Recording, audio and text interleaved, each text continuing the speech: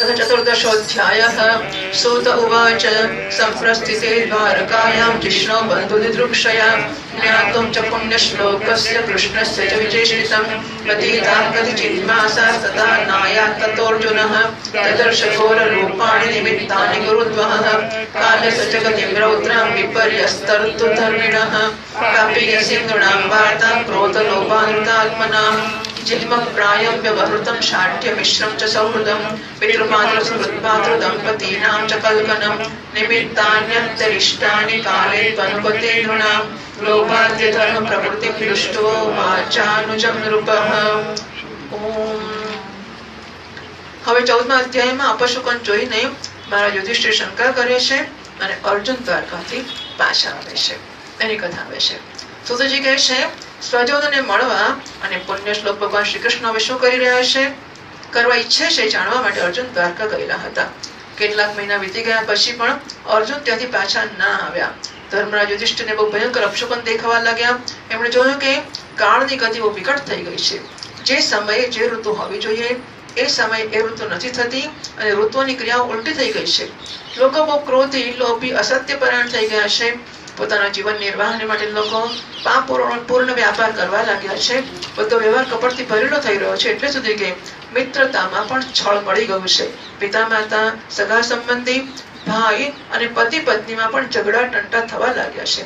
કલિકાલના આવી જવાથી લોકોના સ્વભાવ જ લોભ, દંભ વગેરે અધર્મથી અભિભૂત થઈ ગયા છે અને પ્રકૃતિમાં પણ અત્યંત અરિષ્ટ સૂચક અપશુકન દેખાવા લાગ્યા છે.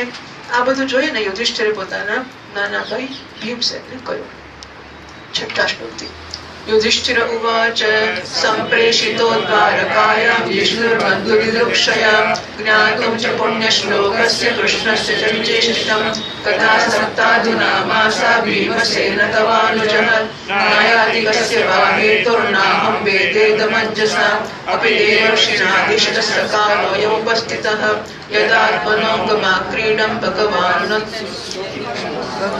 अपि देवर्षिणादिष्टसकालोऽयमुपस्थितः यदात्मनोऽगमाक्रीडं भगवान् शुश्रूषति यस्मान्न सम्पदो राज्यं दारः प्राणः कुलं प्रजाः आसन् सपत्नविजयो लोकाश्रयदनुग्रहात् पश्योत्पातान् नरव्याघ्रदिव्यान् भौमान् सदैहिकान् दारुणान् संसतो दूराद्वयं नो बुद्धिमोहनम् उर्वक्षिबाहवो मह्यं स्फुरन्त्यङ्क पुनः पुनः वेपतुश्चापि हृदये आरादास्यन्ति विप्रियं शिवैषोद्यन्तमादित्यमभिरौद्यनलाननां मामङ्गसारमेयमभिरेपत्यभिरुवत शस्ताः कुर्वन्ति मां सव्यं दक्षिणं पशवो परे वामांश पुरुषव्याघ्रलक्षये रुद्रतो मम मृत्युदूतः कपोतोऽयमलोकः कम्पयन्मनः प्रत्युलोकश्च कुर्वाणैरनिद्रौ शृणुमिच्छतः दुम्रादिशफरितयः कम्पते भूस्वयादिभिः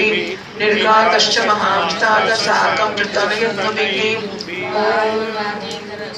युधिष्ठिर કહે છે ભીમસેન, અર્જુન આપણે દ્વારકા એટલા માટે મોકલેલો કે ત્યાં જઈને પુણ્ય શ્લોક ભગવાન શ્રી કૃષ્ણ શું કરી રહ્યા છે એની ખબર કાઢે અને સંબંધીઓને મળીને પાછા આવે. એ વાતને 7 મહિના વીતી ગયા પણ તમારા નાના ભાઈ અર્જુન હજુ સુધી પાછા આવ્યા નથી. મને સમજ નથી પડતી એમના નહીં આવવાનું કારણ શું હોઈ શકે છે. ક્યાં આગળ દેવર્ષિ નારદે જે વાત કરી હતી એ સમય તો નથી આવી ગયો જેમાં ભગવાન શ્રી કૃષ્ણ પોતાના લીલા વિગ્રહનું સંપૂર્ણ કરવા ઈચ્છી રહ્યા છે. એ જ ભગવાનની કૃપાથી આપણે આ સંપત્તિ, રાજ્ય, સ્ત્રી, પ્રાણકુળ, સંતાન, શત્રુકુળ, વિજય અને સ્વર્ગાદી લોકનો અધિકાર પ્રાપ્ત કર્યો છે. ભીમસેન, તમે તો મનુષ્યમાં વાઘ સમાન બળવાન છો. જુઓ તો ખરા, આકાશમાં ઉલ્કાપાત વગેરે, પૃથ્વીમાં ભૂકંપ વગેરે અને શરીરોમાં રોગ વગેરે કેટલા ભયંકર અપશુકન થઈ રહ્યા છે. એટલે આ બધું જે આદિ ભૌતિક પણ વસ્તુઓ થાય છે ને એ અધિભૂતના કારણોથી ભલે થતું હોય પણ એની મુખ્ય જવાબદારી તો આપણી જ હોય છે. એ મનુષ્યની ભાવના અસહીન ધરાથી જ આવશે આગળ. દયાહીન થયો નૃપ નહીં તો ના બને આવું, બોલી માતા ફરી રડી. એટલે માણસોના મન એટલા ટૂંકા, એટલી દુષ્ટતા વાળા, આ બધી વસ્તુઓ જ બહાર રિફ્લેક્ટ થતી હોય છે. સર એનાથી સૂચના એવી મળે છે કે શીઘ્ર આપણે બુદ્ધિને મોહમાં નાખનાર ઉત્પાદ થનારો છે પ્યારા ભીમસેન મારી ડાબી જાંઘ, આંખ અને ભુજા વારંવાર ફરકે છે. પુરુષનો ડાબો અંગ ફરકે તો અપશુકન કહેવાય એવું છે, અને સ્ત્રીનું ડાબુ ફરકે તો શુકન કહેવાય. ઊંધું છે બંનેનું. અવશ્ય બહુ જલ્દી કોઈ અનિષ્ટ થનારો છે. જુઓ આ શિયાળ, ફિમેલ શિયાળણી ઉગતા સૂર્યની તરફ મોં કરીને રડી રહી છે અને એના મોંમાંથી તો આગ નીકળી રહી છે. આ કૂતરો બિલકુલ નિર્ભય થઈને મારી સામે જોઈને મોં પાડી રહ્યો છે. ભીમસેન ગાય વગેરે સારા પશુઓ મને પોતાની ડાબી બાજુ કરીને જાય છે અને ગધેડા વગેરે ખરાબ પશુઓ. યુધિષ્ઠિર કોઈને સારું ખરાબ કહે નહીં. હા, એટલે એ વ્યવહારમાં જેને ખરાબ કહેવાય છે તે વ્યવહારમાં જે સારા કહેવાય છે તેવું સમજવું જોઈએ. યુધિષ્ઠિરની નજરમાં કઈ સારું ખરાબ નથી. પશુ મને જમણી બાજુ કરીને જાય છે. મારા ઘોડા વગેરે વાહનો મને રડતા દેખાઈ રહ્યા છે. મૃત્યુનો દુઃખ ચીબરી, ઉલ્લુ એટલે ઘુવડ અને એનો પ્રતિપક્ષી કાગડો રાત્રે પોતાના કર્ણ કઠોર શબ્દોથી મારા મનને કંપાવતા વિશ્વને સૂનું કરી દેવા જાણે માગે છે. દિશાઓ ધૂંધળી થઈ ગઈ છે. સૂર્ય અને ચંદ્રની ચારે તરફ વારંવાર કુંડાળા રચાઈ રહ્યા છે. આ પૃથ્વી પહાડો સાથે કાંપી ઉઠી છે. વાદળો બહુ જોર જોરથી ગરજે છે અને જ્યાં ત્યાં વીજળીઓ પણ પડી રહી છે. 16મા શ્લોકથી વાયુર્વાતિખરસ્પર્શો રજસા વિસૃજન સ્તમઃ અશ્રુપર્ષન્તિ જલદા વિભસ્તમિવ સર્વતઃ સૂર્યમતઃ પ્રભં પશ્યતઃ મિથો દિવિ સસંકુલૈર્ભૂતગણૈર્જ્વલિતે ઇવ રોદસી નદ્યો નદા ચક્ષુપિતા સરાંસી ચ મનાંસી ચ ન જ્વલત્યગ્નિરાજ્યેન કાલોऽયં કિં વિધાસ્યતિ ન પિબન્તિ स्तनं वत्सा न दुह्यन्ति च मातरः रुदन्त्यश्रुमुखा गावो न हृष्यन्ति वृषभा व्रजे दैवतानि रुदन्तीव स्विद्यन्ति युच्चलन्ति च इमे जनपदाग्रामा पुरोद्यानाकराश्रमाः भ्रष्टश्रियोतिरानन्दा किमखं दर्शयन्ति नः मन्यैतैर्महोत्पादैर्नूनं भगवतः पदैः अनन्यपुरुषश्रीभिर्हीना मूर्हत सौभगा इति चिन्तयतस्तस्य दुष्टारिष्टेर्चेतसा राज्ञं प्रत्यागमद्ब्रह्मन् यद् कुर्याः कपिध्वजः तं पादयोर्निपतितम् अयथा पूर्वमातुरम् अधो वदन्नं विद्युन् सृजन्तं नयनाब्जयोः विलोक्योद्विग्नहृदयो विच्छाय मनुजं नृपः पृच्छति स्म सुरं मध्ये संस्मरन् नारदैरितं पुम्. શરીરને છેદી નાખનાર ધૂળની વર્ષાથી અંધકાર ફેલાવનારી આંધી ચાલવા લાગી છે. વાદળ બહુ વિહામણું દ્રશ્ય ઉપસ્થિત કરીને ચારે બાજુ લોહી વરસાવી રહ્યો છે. જુઓ જુઓ, સૂર્યની પ્રભા મંદ પડી ગઈ છે. આકાશના ગ્રહો પરસ્પર ટકરાવા લાગ્યા છે. ભૂતોની ગાઢ ભીડમાં પૃથ્વી અને અંતરિક્ષમાં આગ જેવી લાગી ગઈ છે. નદી, નદ, તળાવ અને લોકોના મન ક્ષુબ્ધ થઈ રહ્યા છે. ઘીથી આગ સળગતી નથી અને ભયંકર કાળ કોણ શું કરવા બેઠો છે. પાછળના દૂધ પીતા નથી, ગાયો દૂધ દોહવા દેતી નથી. ગોશાળામાં કયો આંસુ વહાવીને રડી રહી છે અને બળદ પણ ઉદાસ થઈ ગયા છે. દેવતાઓની મૂર્તિઓ જાણે રડતી લાગે છે. એમનામાંથી પરસેવો નીકળવા લાગ્યો છે. મૂર્તિઓ હાલતી ડોલતી થઈ ગઈ છે. ભાઈ, આ દેશ, ગામ, શહેર, બગીચા, ખાણો અને આશ્રમો શ્રી વગરના, આનંદ વગરના થઈ ગયા છે. ખબર નથી આ કયા દુઃખની સૂચના આપી રહ્યા છે. આ તો દુઃખ ઓછા છે. આ પોતે જ તમારી દરેક વસ્તુ જ મહાન દુઃખ છે, પણ એ કોઈક આવનાર દુઃખની સૂચના આપે છે. આ મોટા મોટા ઉત્પાદોને જોઈને મને લાગે છે કે નિશ્ચય આ ભાગ્યહીના ભૂમિ ભગવાનના એ ચરણ કમળોથી જેમનું સૌંદર્ય તથા જેમના ધ્વજ, વજ્ર, અંકુશ વગેરે વિલક્ષણ ચિહ્ન અને કોઈમાં પણ ક્યાંય ન હોય એનાથી રહિત થઈ ગઈ છે. નક્યા પૃથ્વી પરથી ભગવાન જતા રહ્યા છે, નહીં તો આટલા ઉત્પાદ ન થાય. શૌનકજી રાજા યુધિષ્ઠિર ભયંકર ઉત્પાતોને જોઈને મનમાં ને મનમાં ચિંતિત થઈ રહ્યા હતા અને ત્યાં જ દ્વારકાથી અર્જુન પાછા આવ્યા. યુધિષ્ઠિરે જોયું કે અર્જુન અત્યંત દુઃખી થઈ રહ્યા છે. જેટલા પહેલા ક્યારેય જોવામાં નથી આવ્યા. મોં પડી ગયું છે. કમળ સરખા આંખોમાંથી આંસુ વહી રહ્યા છે. શરીરમાં જરાય કાંતિ નથી રહી. પોતાના આ રૂપમાં અર્જુનને પોતાના ચરણોમાં પડેલા જોઈને યુધિષ્ઠિર ગભરાઈ ગયા. દેવર્ષિ નારદની વાતો યાદ કરીને એમણે સુહૃદોની સામે જ અર્જુનને પૂછ્યું. 35મા શ્લોકથી युधिष्ठिर उवाच कच्चिदानर्थपुर्यां न स्वजना सुखमासते मधुभोजदशार्हार सात्वतान्तकवृष्णयः शूरो मातामहः कच्चित् स्वस्यास्ति वातमारिषः मातुलः सानुजः कच्चित् कुशल्यानकदुन्दुभिः सप्तस्वसारस्तत्पत्न्यो मातुलान्यः सहात्मजाः आसते शश्नुषः क्षेमं देवकी प्रमुखा स्वयं कच्चित् राजामुखो जीवत्यसत्पुत्रोऽस्य चानुजः हृदि कससतो क्रूरो जयन्तकलसारणाः आसते कुशलं कच्चिद्ये च शत्रुजिदादयः कच्चिदास्ते सुमं भगवान् सात्वतां प्रभुः प्रद्युम्नः सर्वश्रेणां सुखमास्ते महारथः गम्भीरयोर्युद्धो वर्तते भगवानुत सुचेश्चारुदेश्नश्च साम्बो जाम्बवती सुतः अन्ये च कार्ष्णे प्रवरा सपुत्रा ऋषभादयः तथैवानुचराः शौरिश्रुतदेवोद्धवादयः सुनन्दनन्दशीर्षण्या ये चान्ये सात्वतर्षकाः अविश्वस्यासते सर्वे रामकृष्णभुजाश्रयाः अविस्मरन्ति कुशलमस्माकं बद्धसौहृदाः भगवानपि गोविन्दो ब्रह्मण्यो भक्तवत्सलः कच्चित् पुरेषु धर्मायां सुखमास्ते सुहृद्व्रतः मङ्गलाय च लोकानां क्षेमाय च भवाय च आस्ते दुर्गुलाभोक्ता वाद्योऽनन्तसकस्कुमान् यद्बाहुदण्डगुप्तायां सपुर्यां यदवोर्जिताः क्रीडन्ति परमानन्दं महापौरुषिका इव यत्पादशुश्रूषणमुख्यकर्मणा सत्यादयव्यष्टसहस्रयोषितः निर्जित्य सङ्कीर्तशास्त्रदाशिषः हरन्ति वज्रायुधवल्लभोचिताः यद्बाहुदण्डाभ्युदयानुजीविनः यदुप्रवीराय गतोपयामुः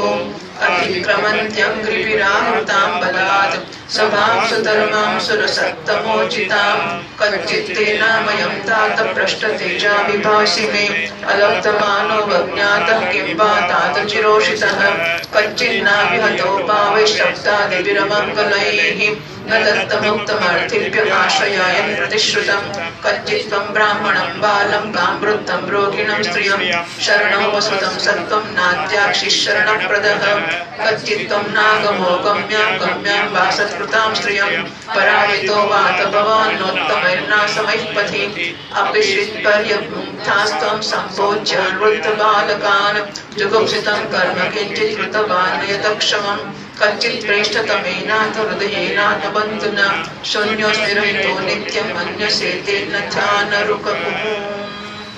યુધિષ્ઠિર પૂછે છે ભાઈ દ્વારકાપુરીમાં આપણા સ્વજન સંબંધી મધુર ભોજન દશાર્હ આહાર સાત્વત અંતક અને વૃષ્ણિવંશી યાદવો કુશળ તો છે ને આપણા માનનીય નાનાજી શૂરસેનજી પ્રસન્ન છે ને આપણા નાના ભાઈ સહિત મામા વસુદેવજી તો કુશળ છે ને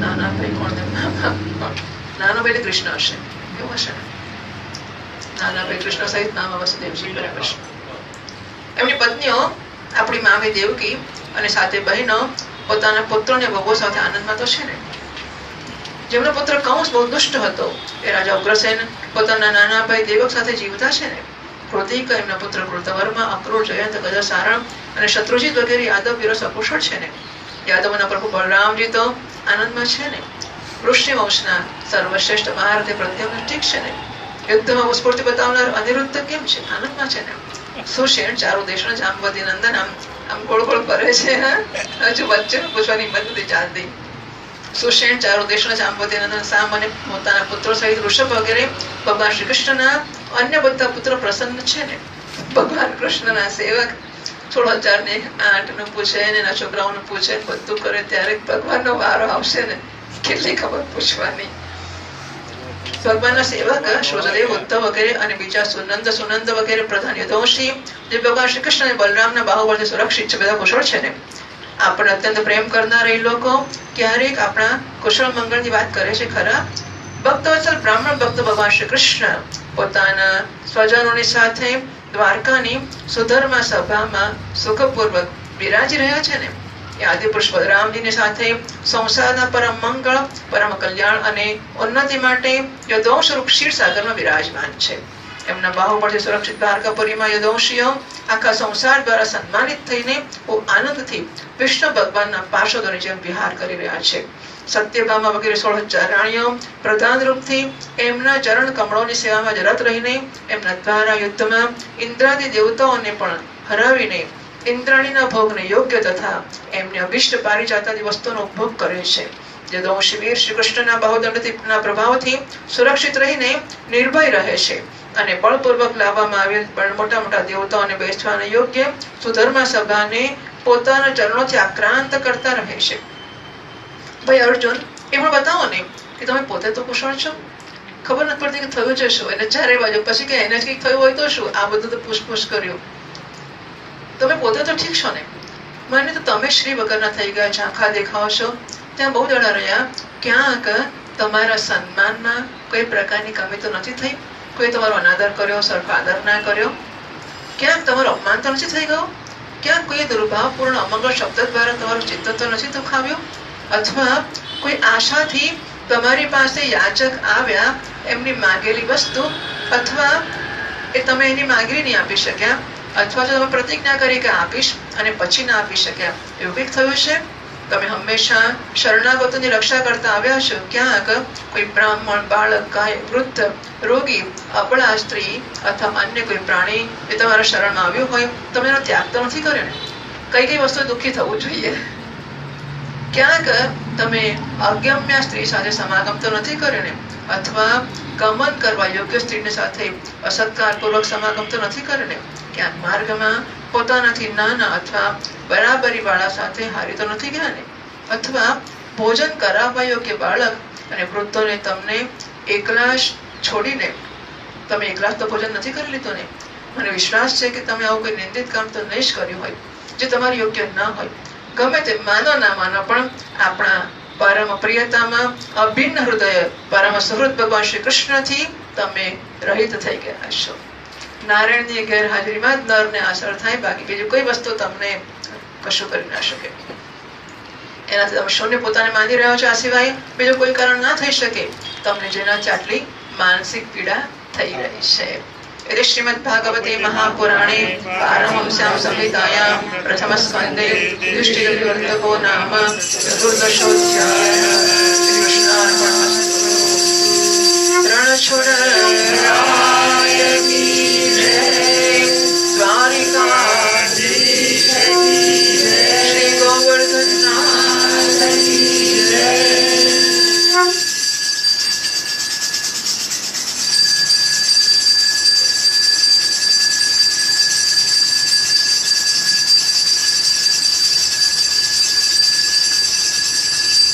अथ पंचदशोऽध्यायः. सूत उवाच एवं कृष्णो भ्रात्रा राज्ञा विकल्पितः नानाशङ्कास्पदं रूपं कृष्णविश्लेषकर्षितः शोकेन सृष्ट्यद्वदन् हृत्सरोजो हतप्रभः विभुं तमेवानुध्याय नाशक्नोत् प्रतिभाषितुं कृच्छेण संस्तभ्य शुचः पाणिनामृज्य नेत्रयोः परोक्षेण समुन्नत प्रणयोत्कट्यकातरः सख्यं मैत्रीं सौहृदं च सारथ्यायुष संस्मरन् ध्रुवमग्रज विद्याः बाष्पगद्गदया गिरा. આ 15મા અધ્યાયમાં કૃષ્ણની વિરોધી વ્યથિત પાંડવો પરીક્ષિત રાજ્ય આપીને સ્વર્ગમાં જાય છે એની કથા કહેવામાં આવે છે. સ્વર્ગારોહણ. સુતજી કહે છે ભગવાન શ્રી કૃષ્ણના પ્યારા સખા અર્જુન એક તો પહેલા શ્રી કૃષ્ણના વિરોધી કૃષ થઈ જ રહ્યા હતા.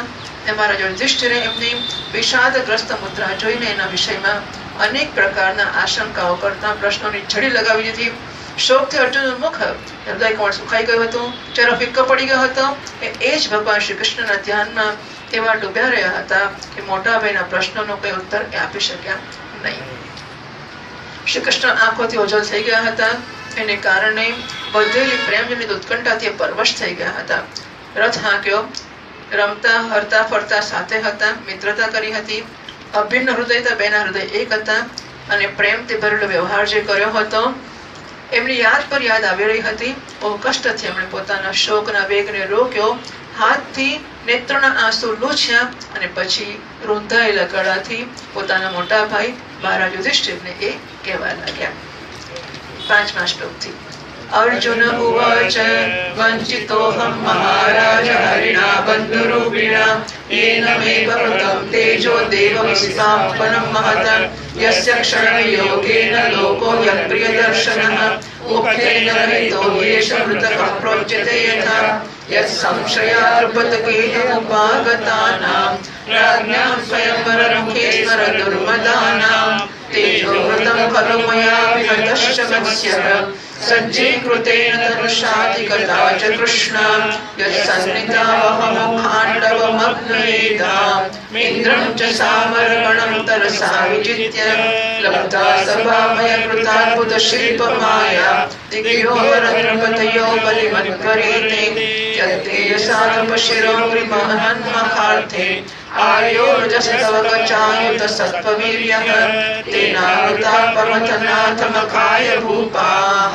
यन्मोचितास्तदयन् बलिमत्वरेते पत्न्यास्तवादिमुखकृप्तमहाभिषेक श्लाघिष्टचारुकबरङ्कितवैस्तभायां स्पृष्टं विकीर्यपदयोः पतिताश्रमुख्याः यस्युक्तयो कृतहृतेश्वरिमुक्तकेशाः यो नो जुगोपवनमेत्युदुरन्तकृच्छाद दुर्वाससोरिविहितादयुताग्रभुग्यः शाकान्नशिष्टमुपयुज्यतस्त्रिलोकीं तृप्ता ममस्तसलिले विनिमग्नसङ्गः। अर्जुन के છે મહારાજ મારા મામાના ભાઈ એટલે ગુજરાતી ભાષા કહેશે મસ્ય નહીં કેવો ભાઈ કહેવાય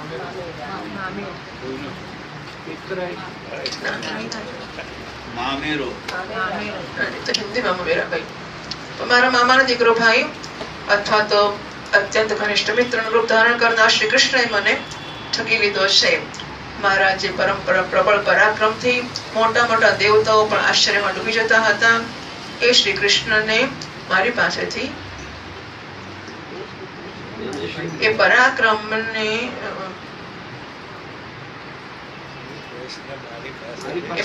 શ્રી કૃષ્ણએ મારી પાસેથી છીનવી લીધો છે એવું છે. જેવી રીતે આ શરીર પ્રાણથી રહિત થતા મૃતક કહેવાય છે તે રીતે એમના ક્ષણભરના વિયોગથી આ સંસાર મને અપ્રિય દેખાવા લાગે છે.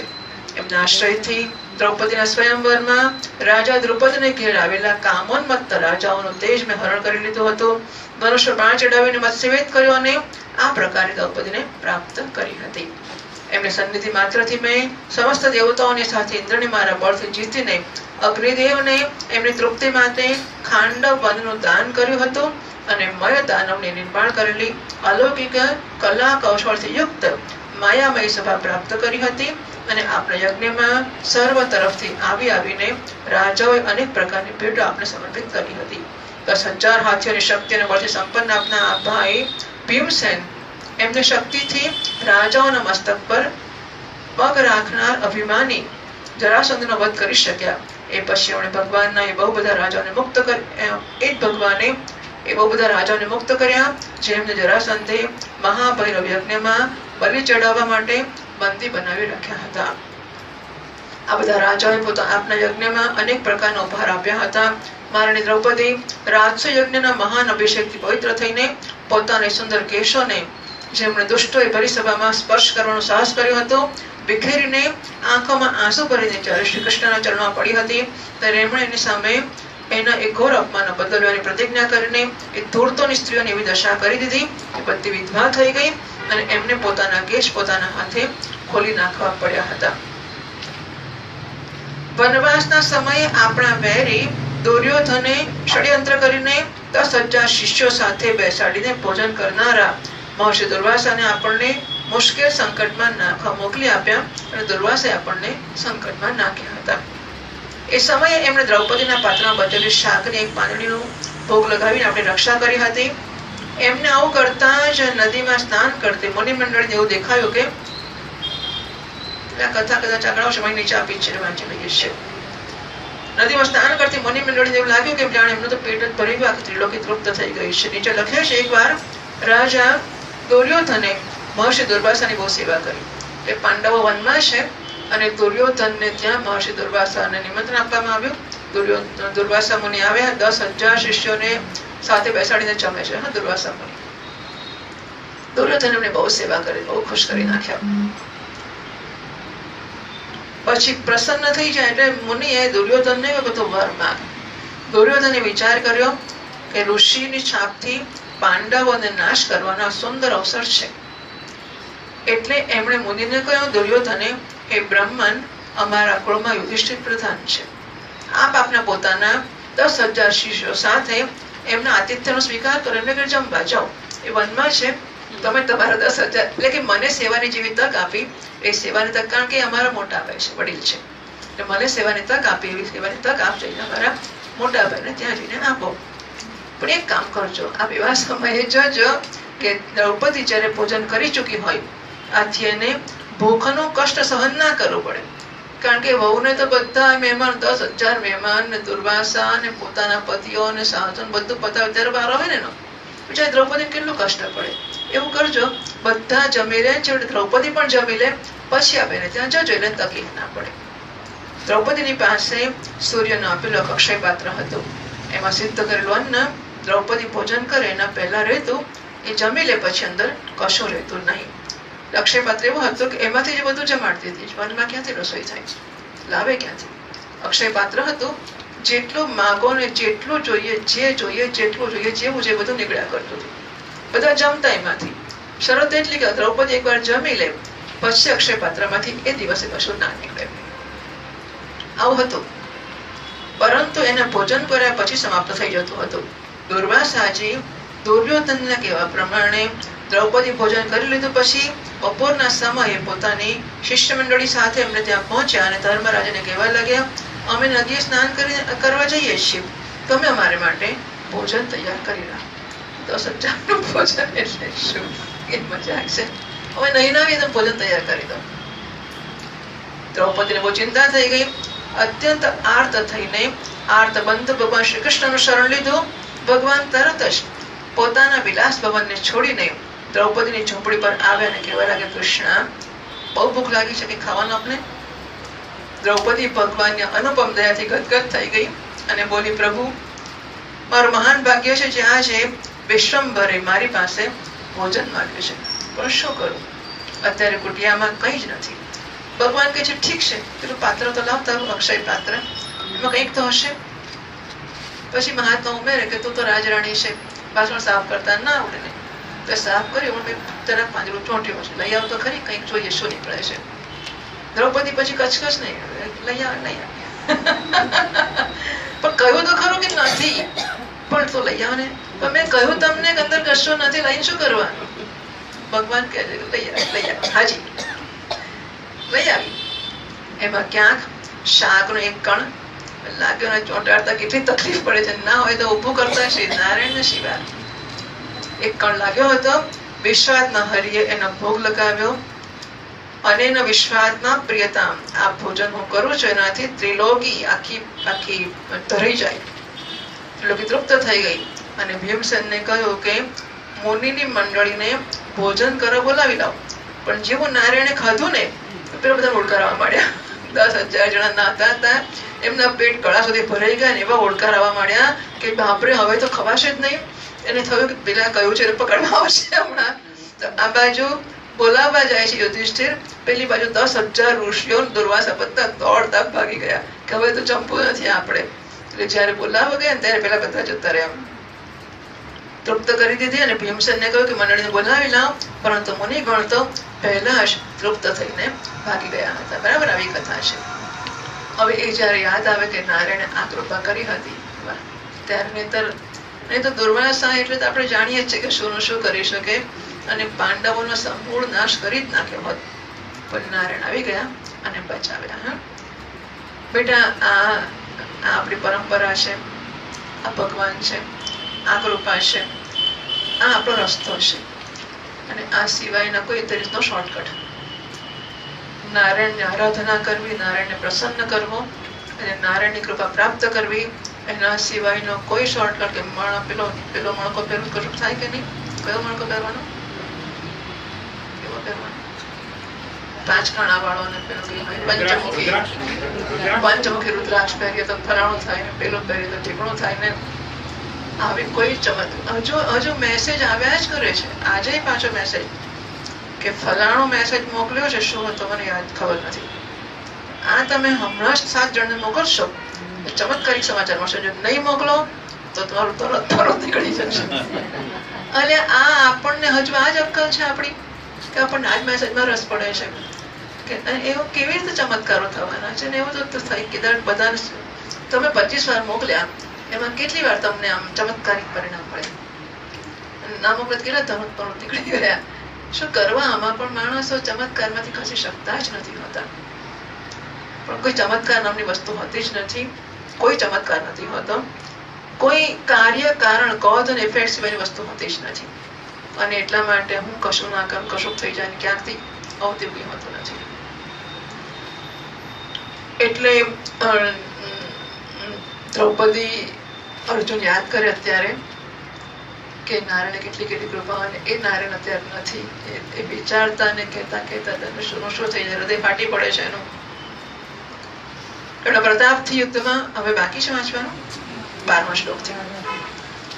યત્તેજસાથ ભગવાન યુધિશૂલપાણિ વિસ્માપિતસ્તગિરિજોસ્ત્રમદાન્નિજં મે અન્યેભિ ચાહમિ મુનૈવ કલેવરેણ પ્રાપ્તો મહેન્દ્ર ભવને મહદાસનાર્ધં તત્રૈવ મે વિહરતો ભુજદંડયુગ્મં કાંડીવલક્ષણમરાતિવધાય દેવાઃ સેન્દ્રાશ્રિતાય ધનુભાવિતમાજમીઢ તેનામદ્યતમુષિતઃ પુરુષેણ પુમ્ના યદ્બાન્ધવઃ કુરુબલાબ્ધિમનંતપારં एको रथेन ततरेहमतार्य सत्वं प्रत्यावृतं बहुतनं च मया परेषां तेजास्पदं मणिमयं च हृदं शिरोम्यः योगीष्णकर्णगुरुशल्यचमूष्वदभ्र राजन्यवर्यरथमण्डलमण्डितासु अग्रे चरो मम विपोरथयूथपानाम् आयुर्मनांसि चतुर्षा सह ओजमार्च्छत यद्दोषुमा प्रणीतं गुरुभीष्मकर्ण नक्तृत्रिगर्दशरसैतव बाल्यकाद्यैः अस्त्राण्यमोघमहिमानि निरूपितानि नवस्पृशुर्नुहरिदासविभासुराणि. એમના પ્રતાપથી યુદ્ધમાં પાર્વતી સહિત ભગવાન શંકરને આશ્ચર્યમાં નાખી દીધા હતા. અને એમણે મને પોતાનું પાશુપત નામનું અસ્ત્ર આપ્યું હતું. સાથે જ બીજા લોકપાલો પણ પ્રસન્ન થઈને મને પોતપોતાના અસ્ત્ર આપ્યા હતા. વધારે તો શું કહું, એમની કૃપાથી હું આ શરીરથી સ્વર્ગમાં ગયો અને દેવરાજ ઇન્દ્રની સભામાં એમની બરાબર અડધા આસન પર બેસવાનું સન્માન ઇન્દ્રએ ખસી જગ્યા આપી અને એના આસન પર અર્જુનને બેસાડ્યો હતો. આ સન્માન પ્રાપ્ત કર્યું મારી રીતે નારાયણની કૃપાથી પ્રાપ્ત કરેલું. એમના આગ્રહથી જ્યારે મેં સ્વર્ગમાં કેટલાક દિવસ હું રહી ગયો ત્યારે ઇન્દ્રની સાથે સમસ્ત દેવતાઓએ મારા આ ગાંડીવ ધારણ કરવાની પૂજાઓનો નિવાત કવચ વગેરે દૈત્યને મારા માટે આશ્રય લીધો. દેવતાએ કહ્યું બચાવ તું તારા ગાંડીવથી, બાકી અમે તો બચી નહીં શકીએ. મહારાજ, આ બધી જે એમની મહાન કૃપાનું ફળ હતું એ પુરુષોત્તમ ભગવાન શ્રી કૃષ્ણએ આજે મને ઢકી લીધો છે. મહારાજ, કૌરવોની સેવા ભીષ્મ દ્રોણ વગેરે મોટા ભાઈ જોડે વાત કરે છે. મહારાજ રાજા છે. મહારાજ આ વાત કરવાની પદ્ધતિ છે. યુધિષ્ઠિર કહીને પેલું મોટા ભાઈ નાના ભાઈ એ તો કશું સવાલ, મોટા ભાઈ નથી રહ્યા હોય તો એક જ છોકરો ને ભાઈ કે બહેન જ નહીં, પણ હોય તો આપણે નામ દઈને જ બોલાવતા હોઈએ છીએ. મોટા ભાઈ, મોટી બહેન, આ બધી કહેવાની પદ્ધતિઓ છે. અને મહારાજ રાજા છે એટલે મહારાજ. કૌરવોની સેના ભીષ્મ દ્રોણ વગેરે અજય મહામત્સ્યોથી પૂર્ણ અને અપાર સમુદ્ર સમાન દુસ્તર હતી, પણ એમનો આશ્રય ગ્રહણ કરીને એકલા જ રથ પર સવાર થઈને મને પાર કરી ગયો. એમની સહાયથી આપણે યાદ હશે મેં શત્રુઓનો રાજા વિરાટનું બધું ગોધન પાછું મેળવ્યું હતું. સાથે જ એમના મસ્તક ઉપરના ચમકતા મણિમય મુકુટ અને અંગોના અલંકાર પણ મેં છીનવી લીધા હતા. ભાઈજી, કૌરવોની સેના ભીષ્મ, કર્ણ, દ્રોણ, શલ્ય અને મોટા મોટા રાજાઓને ક્ષત્રિય વીરોના રથોથી શોભાયમાન હતી. એની સામે મારે આગળ આગળ ચાલીને એ પોતાની દૃષ્ટિથી જ એ મહારથ યુદ્ધપતિઓના આયુષ્ય, મન, ઉત્સાહ અને બળને છીનવી લેતા હતા. ભગવાન સારથી હતા ને, એટલે હું જે મારી આગળ આગળ જ્યાં જોઉં ત્યાં આગળ તો હોય જ નારાયણ. એટલે એ નજર કરે, જ્યાં જ્યાં આમ નજર કરે બધાના આયુષ્ય છીનવી લીધા એમણે. દ્રોણાચાર્ય, ભીષ્મ, કર્ણ, પુરુષરાજ, સુશર્મા, શલ્ય, જયદ્રથ અને બાલ્લિક વગેરે વીરોએ મારા પર પોતાના ક્યારેય ન ચૂકનારા અસ્ત્રો ચલાવ્યા હતા. પણ જેવી રીતે હિરણ્યકશિપુ વગેરે દૈત્યના અસ્ત્ર શસ્ત્ર ભગવત ભક્ત પ્રહલાદનો સ્પર્શ નહોતા કરી શકતા, એ જ રીતે એમના શસ્ત્રાસ્ત્ર મને સ્પર્શ ન કરી શક્યા. આ શ્રી કૃષ્ણના ભુજદંડોની છત્ર છાયામાં રહેવાનો જ પ્રભાવ હતો. 17મા શ્લોકથી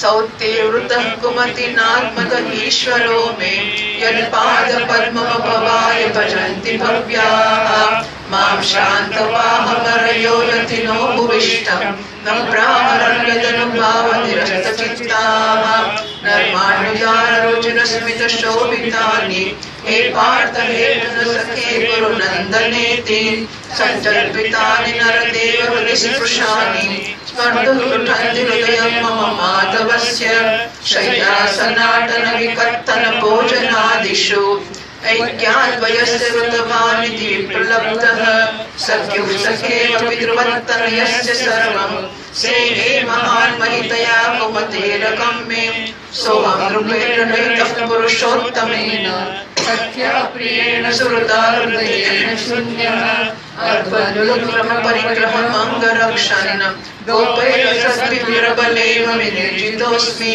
तद्वै तनुष्त ईशवस्तरथो मयास्ते सोऽहं प्रतिनृपतयो यतः आनमन्ति सर्वं क्षणेन तदभूत सतीशरं तिरिक्तं भस्मन्मुतं मुहङ्करात्तमिवोक्तमुष्याम् राजं स्वयापि पृष्टानां सुहृतां न सुहृत्परे विप्रशाप विमूढानां निघ्नतां मुष्टिभिर्मिथः वारुणे महिरां पीत्वा मदोन्मथितचेतसाम् अजानतामिवान्योन्यं चतुः पञ्चावशेषिताः प्रायेणैतद्भगवत ईश्वरस्य विचेष्टितं मिथो निघ्नन्ति भूतानि भावयन्ति च यन्मिथः जलौकसां जले यद्वन्महान्तोदन्त्यणीरयसः दुर्बलान् बलिनो राजन् महान्तो बलिनो मिथः एवं बलिश्चैर्यदुभिर्महद्भिरितरान् विभुः यदुभिरन्योन्यं भूपारान् सञ्जहारः देशकालार्थयुक्तानि वृत्तापोपशमानि च हरन्ति स्मरतश्चित्तं गोविन्दाभिहितानि मे ओम्. શ્રેષ્ઠ પુરુષ સંસારથી મુક્ત થવાને માટે જેમના ચરણ કમળોનું સેવન કરે છે, પોતાની જાતનું પણ આપી નાખનારા એ ભગવાને મને દુર્બુદ્ધિને મેં દુર્બુદ્ધિ એમને સારથી પણ બનાવી દીધા. અરે રે, જે સમયે મારા ઘોડા થાકી ગયા હતા એ સમયે હું રથથી ઉતરીને પૃથ્વી પર ઉભો રહેતો હતો આમ ક્યારે હાથ દઈને, અને એ સમયે મોટા મોટા મહારથી શત્રુ પણ મારા પર પ્રહાર નહોતા કરી શકતા, કારણ કે શ્રી કૃષ્ણના પ્રભાવ તેમની બુદ્ધિ મારી ગઈ હતી. મહારાજ માધવના ઉન્મુક્ત અને મધુર મુસ્કાનથી યુક્ત વિનોદ ભરેલા અને હૃદયસ્પર્શી વચનો એમના મને પાર્થ, અર્જુન, સખા, ગુરુનંદન વગેરે કહીને બોલાવવાનું મને યાદ આવે ત્યારે મારા હૃદયમાં ઉથલ પાથલ મચાવી દે છે. મને નારાયણ પ્રેમથી બોલાવતા હતા, હવે મને કોણ બોલાવશે? સોવું, બેસવું, હરવું ફરવું, પોતાના સંબંધમાં મોટી મોટી વાતો કરવી અને ભોજન વગેરે કરવામાં પ્રાય અમે એક સાથે જ રહેતા હતા. કોઈ કોઈ દાડો વ્યંગમાં એમનો કઈ બેસતો મિત્ર તો બહુ મોટો પાછો સત્યવાદી ખરો ને, કારણ કે એમને જરા ઓછું સાચું બોલવાની ટેવ પણ હતી. એ સમયે મહાપુરુષ પોતાની મહાનુભાવતાને કારણે જે મિત્ર પિતેવ પુત્ર સખેવ સખી શું છે સખેવ સખ્યો પ્રિય પિયાયાર્હસી દેવ સૌઢમ, બધી આગળ વાતો આવી ગઈ. મિત્રનો પિતા પુત્રનો અપરાધ સહન કરી લે છે, એ પ્રકારે હું દુર્બુદ્ધિના અપરાધોને ભગવાન સહન કરી લેતા હતા. મહારાજ જે મારા સખા પ્રિય મિત્ર ના મારું હૃદય જ હતા, એ પુરુષોત્તમ ભગવાનથી હું રહિત થઈ ગયો છું. ભગવાનની પત્નીઓને દ્વારકાથી પોતાની સાથે લાવતો હતો, પણ માર્ગમાં દુષ્ટ ગોપોએ મને એક અબળાની જેમ હરાવી દીધો. એમ જરા મોહી ધનુષ કોઈ બાણ નહીં, કાબે અર્જુન લૂંટ્યો, મોહી ધનુષ કોઈ બાણ, એ જ હું અર્જુન અને એ જ મારું કાંડ્યું હતું. હું કઈ ના કરી શક્યો. બસ એ મારું કાંડ્યું ધનુષ છે, એ જ બાણ છે, એ જ રથ છે, એ જ ઘોડા છે, એ જ હું રથી અર્જુન છું, જેમની સામે મોટા મોટા રાજા લોકો માથું ઝુકાવ્યા કરતા હતા. શ્રી કૃષ્ણ વગર આ બધું એક જ ક્ષણમાં નહીંની સમાન સાર શૂન્ય થઈ ગયો છે. બરાબર એવી રીતે જેવી રીતે ભસ્મમાં નાખેલી આહુતિ, કપટથી કરેલી સેવા અને ખારી જમીનમાં વાવેલું બીજ કેવું વ્યર્થ જાય છે, એમ હું વ્યર્થ થઈ ગયો છું. હે રાજા, આપના દ્વારકાવાસી પોતાના જે સુહૃદ સંબંધની બાબતમાં આપણે પૂછ્યું છે, એ બ્રાહ્મણોને શાપને વશ થઈને મોહગ્રસ્ત થઈ ગયા અને બારોની મદિરાના પાનથી મદોન્મત્ત થઈને અજાણ્યાઓની જેમ પરસ્પર એકબીજા સાથે ઝઘડવામાં લાગી ગયા અને મુક્કાઓ મારીને બધા નષ્ટ થઈ ગયા છે. તેમાંના 4-5 બચ્યા છે. એકાદશ સ્કંદમાં પાછી આ કથા આવશે. આ બધું તો હજુ આમ ઉપક્રમમાં બધું નાનું કહી દે છે કે આવું આવવાનું છે. પણ યદુવંશનો નાશ કેવી રીતે થયો? કારણ કે ભગવાન જન્મ્યા હતા ધરતીનો ભાર ઉતારવા માટે. રાક્ષસો તો મર્યા પણ યદુઓને મારવાના ને યદુવંશીઓ, કારણ કે એ લોકો ભાર હતો ધરતીનો. પોતે તો મારી ના શકે, પેલા બધા દુષ્ટો તો મરી ગયા હતા, અમને મારે કોણ? એટલે પછી એટલે વાંસનો દાખલો ત્યાં આપે છે કે વાંસ પરસ્પર ઘર્ષણ કરીને કેવા સળગી મરે છે, એમ એમને અંદર લડાઈ માર્યા અને એમ કરીને બધા યદુવંશીઓ પણ મર્યા. વાસ્તવમાં સર્વશક્તિમાન ભગવાનની લીલા છે કે સંસારના પ્રાણીઓ પરસ્પર એકબીજાનું પાલન પોષણ પણ કરે છે અને એકબીજાને મારી નાખે છે. રાજા જે પ્રકારે જળચરોમાં મોટા જંતુ નાનાને, બળવાન દુર્બળને અને મોટાને બળવાન પણ પરસ્પર એકબીજાને ખાઈ જાય છે, એ પ્રકારે અતિશય બળવાન અને મોટા યદુવંશીઓ દ્વારા ભગવાને બીજા રાજાઓનો સંહાર કરાવ્યો. તે પછી યદુવંશીઓ દ્વારા જ એકને બીજા યદુવંશીનો નાશ કરાવીને પૂર્ણ રૂપથી પૃથ્વીનો ભાર ઉતારી નાખ્યો. ભગવાન શ્રી કૃષ્ણે મને જે ઉપદેશ આપ્યા હતા તે દેશ કાળ અને પ્રયોજન અનુરૂપ તથા હૃદયના તાપને શાંત કરનારા હતા. સ્મરણ આવે છે ત્યારે મારા ચિત્તનું એ હરણ કરી લે છે. સૂત ઉવાચ 28મા શ્લોકથી. સૂત ઉવાચ એવં ચિંતયતો જિષ્ણું કૃષ્ણપાદસરોરુહં સૌહાર્દેનાતિગાઢેન શાંતાસી વિમલામતિઃ વાસુદેવાંગ્રનુજ્જાન પરિવૃંહિતરંહસા ભક્ત્યા નિર્મક્તાશેષ કષાય કૃષ્ણોર્જુનઃ ગીतं ભગવતા જ્ઞાनं યત્તત્ સંગ્રામમૂર્ધનિ કાલકર્મતમોરુદ્ધં પુનરુદ્યગમદ્વિભુઃ વિશોકો બ્રહ્મ સંપત્ત્યા સંચિન્નદ્વૈત સંશયઃ येन प्रकृतिर्पुण्यदलिङ्गत्वाद सम्भवः निशम्य भगवन्मार्गं संस्थां यदुकुलस्य च स्वपथाय मतिं चक्रे निवृत्तात्मा युधिष्ठिरः पृथाप्यनुसृत्य धनञ्जयोदितं नाशं यदूनां भगवद्गतिं च ताम् एकान्तभक्त्या भगवत्यतोक्षजे निमेषितात्मा परराम संस्कृतेः यया हरद्भवो भारं तां तनुं विजहावजः कण्टकं कण्टकेनेव द्वयं चापीषितुस्समं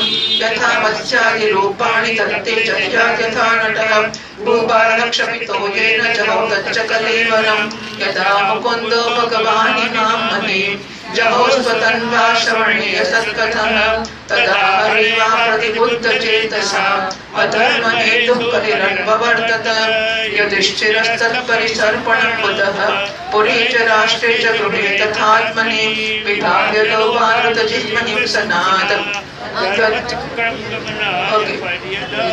युधिष्ठिरस्तत्परिसर्पणं बुधः पुरे च राष्ट्रे च गृहे तथात्मने विभाव्य लोभानृतजिह्मनिं सनादि अधर्मचक्रं गमनाय पर्यधात् स्वराट् पौत्रं विनयिनमात्मनः सुसमं गुणैः तोयनिव्यापतिं भूमेरभ्यषिञ्चद्गजाह्वै मथुरायां तथा वज्रं शूरसेनपतिं ततः प्राजापत्यां निरूपेष्टिमग्नेन पिबदीश्वरः विसृज्य तत्र तत्सर्वं दुःखूलवलयादिकं निर्ममो निरहङ्कारः सञ्चिन्नाशेषबन्धनः वाचं जुहाव मनसि सत्प्राणेतरे च तं प्रत्यावपानं सोत्सर्गं तं पञ्चत्वे यजो हवीरित तित्वे धृत्वात पञ्चत्तं तच्चैकत्वे जुहोन्मुनिः सर्वमात्मन्य जुहवीत ब्रह्मण्यात्मानमव्यये चीरवासा निराहारो बद्धवान् मुक्तमूर्धजः दर्शयन्नात्मनो रूपं जडोन्मत्तपिशाचवत्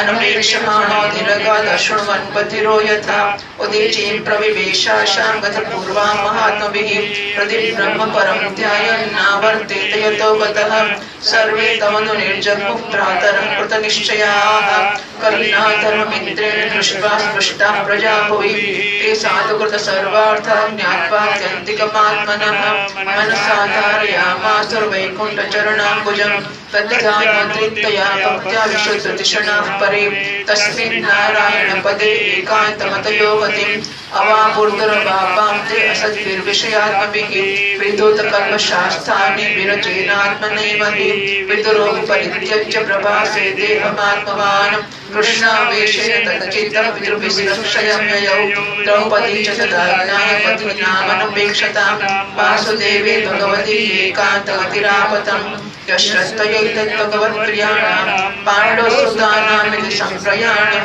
शृणोत्यनं प्रत्ययनं पवित्रं लब्ध्वा हरो भक्तिमुपैति सिद्धिम्।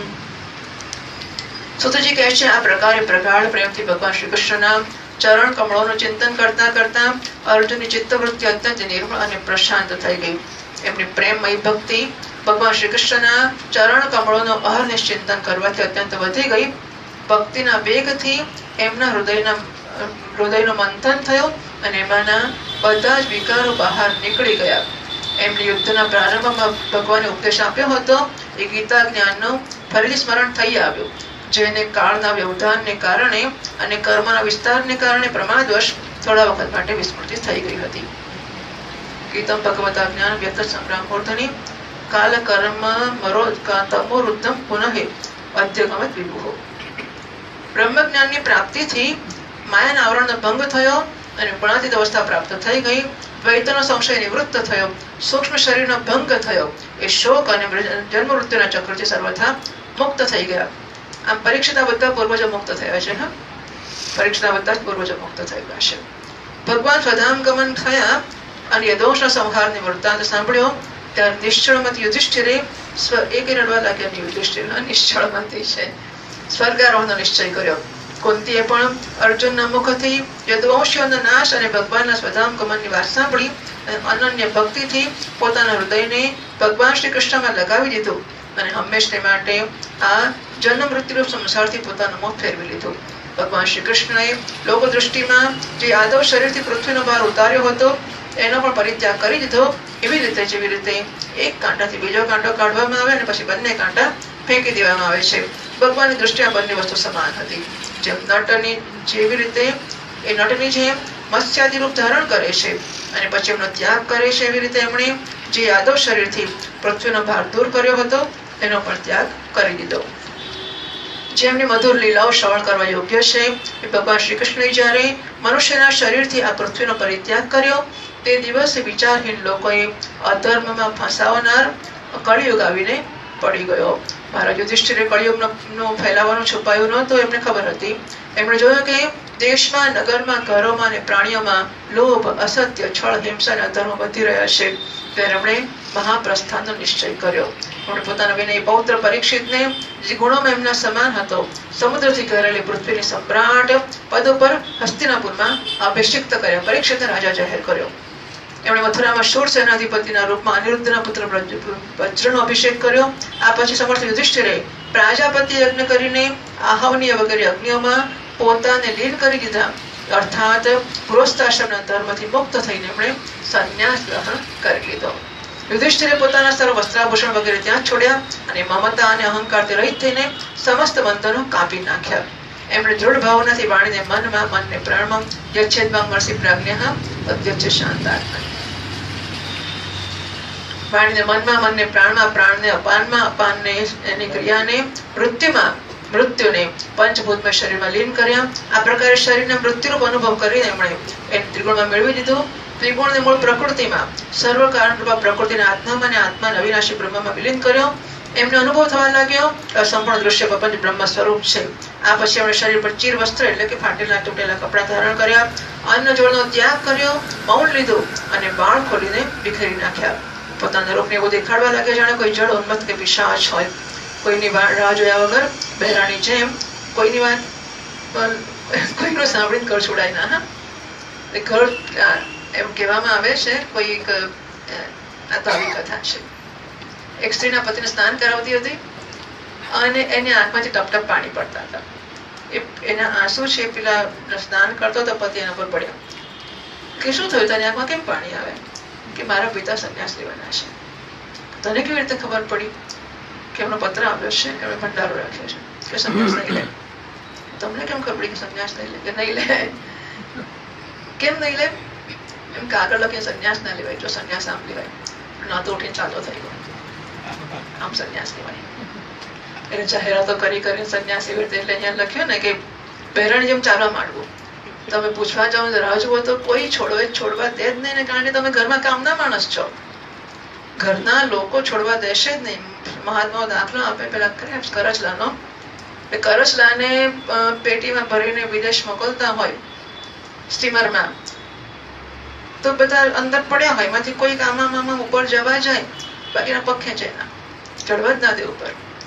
એમ સંસારના લોકો કોઈ દાડો છોડવા દેશે જ નહીં.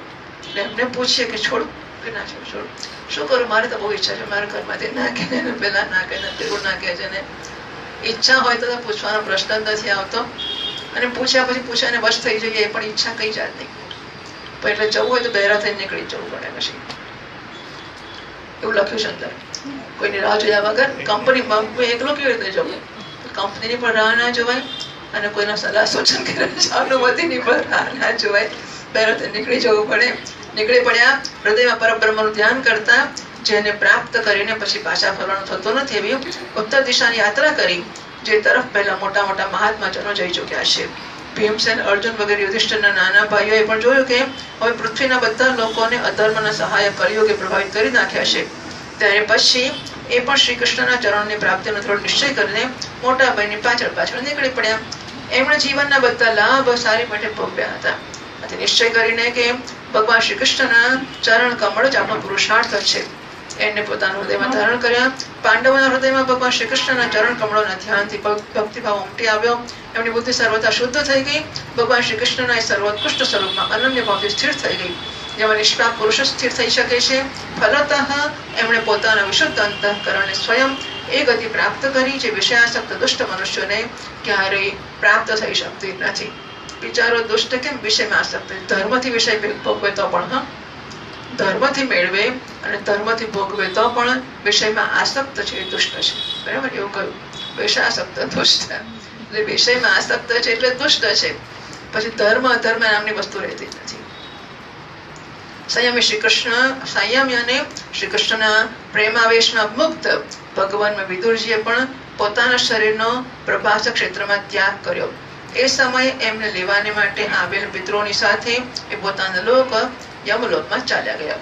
દ્રૌપદીએ જોયું કે હવે પાંડવ લોકો નિરપેક્ષ થઈ ગયા છે, ત્યારે એ અનન્ય પ્રેમથી ભગવાન શ્રી કૃષ્ણનું ચિંતન કરતા એમને પ્રાપ્ત થઈ ગઈ. ભગવાનના પ્યારા ભક્ત પાંડવોના મહાપ્રયાણની આ પરમ પવિત્ર અને મંગળમય કથાને જે પુરુષ શ્રદ્ધાપૂર્વક સાંભળે છે એ નિશ્ચય ભગવાનની ભક્તિ અને મોક્ષ પ્રાપ્ત કરે છે. મહાત્માઓ કહેશે કે આવા મોટા મહારાજાઓ, પુણ્યશાળીઓ અને ભગવત ભક્તો પણ ખાલી હાથે સ્વજનોને, રાજ્યને, સંપત્તિને કોઈને લીધા વગર ચાલ્યા ગયા, એકલા જ ગયા. આ જાણીને આ બધી કથા શેને માટે છે? ભાગવતના બધા લોકો જતા જ રહેશે. ભલભલા રાજાએ બધાએ રાજ્ય છોડ્યું છે, રાજપાટ છોડીને જંગલમાં ગયા, ભજન કરીને અને મોક્ષને પ્રાપ્ત કરી ગયા. એ સાંભળીને માણસોની આસક્તિ છૂટે કે આવા ભલભલા લોકો ખાલી હાથે જ ગયા છે, એમની જોડે કશું નથી ગયું કે કોઈ નથી ગયું, માટે આપણી જોડે પણ આવશે નહીં, આપણે એકલા જવું પડશે.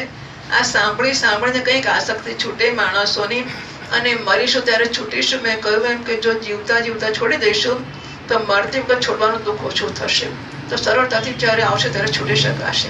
અને તો ઘરના બધા રાહ જોશે કે ડોસો જતો નથી, કે ડોસી જતી નથી, પણ નહીં જાય તો, કારણ કે જીવ અંદર અંદર ફર્યા જ કરે છે. અને એટલા માટે જ્યારે શરીરમાં શક્તિ છે, સંકલ્પ શક્તિ છે, ત્યારે બધામાંથી મુક્ત થઈ જ જવાનું. અને જવાનું છે તો જવાનું છે, જવાનું જ છે, રડો કે જવાનું જ છે. અને આપણા મહારાજ કે જે સ્વામી પૂજ્ય સ્વામીજી મહારાજે lord death doesn't come in alphabetical order. એનો વારો આવે, બી નો, હવે આજકાલ ડી નો વારો ચાલે છે, અને હવે ઈ નો આવવાનો છે. એ doesn't come in alphabetical order. એ પછી ઝેડ, પછી વાય, પછી પી, ગમે તે ગમે ત્યાંથી આવી શકે. એવી રીતે ઉંમરના ઓર્ડરમાં નથી આવતો કે 2 વર્ષના પેલા 90 શરૂ કરવાના, 90 ના થયા, 89 થયા, 80, હવે કઈ કહેવાય ને, આજકાલ 60-70 નો ગાળો ચાલે છે. કશું કહેવાય 90 પછી 9 નહીં આવી, 9 પછી 2 મહિનાનો આવી જાય ને, પાછો 50 વર્ષનો કોઈ ઓર્ડર છે જ નહીં એનો. અને એટલા માટે આમાં ભયને માટે નહીં, પણ સાવધાની માટે દરેક ક્ષણ તૈયાર છીએ. તૈયાર એક જ છે કે દુનિયાની કોઈ વસ્તુ કે વ્યક્તિ કે વિષયની આસક્તિ મને નથી. કશાય વગર હું રહી નથી ગયો, અને મારા વગર એ તો નથી જ રહી ગયું.